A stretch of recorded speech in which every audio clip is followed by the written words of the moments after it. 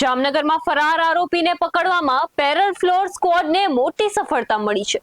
Operation કારાવાસ અંતર્ગત વર્ષ 2022ના સિક્કા પોલીસ સ્ટેશનમાં નોંધાયેલા હત્યાના ગુનાનો મુખ્ય આરોપી દેવાંગ ઉર્ફે કાનો રામભાઈ ચાવડાની ધરપકડ કરવામાં આવી છે.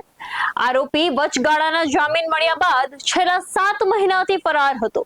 પોલીસે બાતમી મેળવી ગોકુલનગર ચેકપોસ્ટ પાસેથી આરોપીને ઝડપી પાડ્યો હતો. આરોપી સામે આઈપીસી કલમ 302 હેઠળ ગુનો નોંધાયેલો છે. કાયદેસરની કાર્યવાહી પૂર્ણ કરીને હવે આરોપીને જેલ હવાલે કરવાની પ્રક્રિયા હાથ ધરવામાં આવી છે.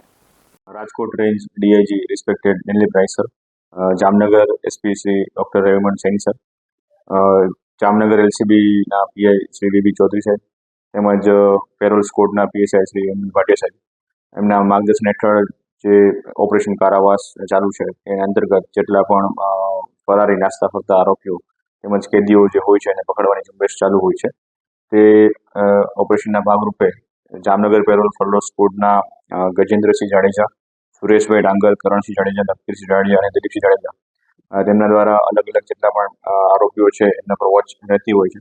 એના મતલબથી જે 2022નો સિક્કાનો એક મર્ડરનો ગુનો હતો, આ 608/2022ના 302 આઈપીસી મુજબના ગુનામાં જે મુખ્ય આરોપી હતો જેનું નામ છે દેવાંગ ઉર્ફે કાનો રામભાઈ ચાવડા, એ અગાઉ વચગાળાના જામીન ઉપરથી ફરાર થયેલો હતો અને આશરે 7 મહિનાથી ફરાર હતો.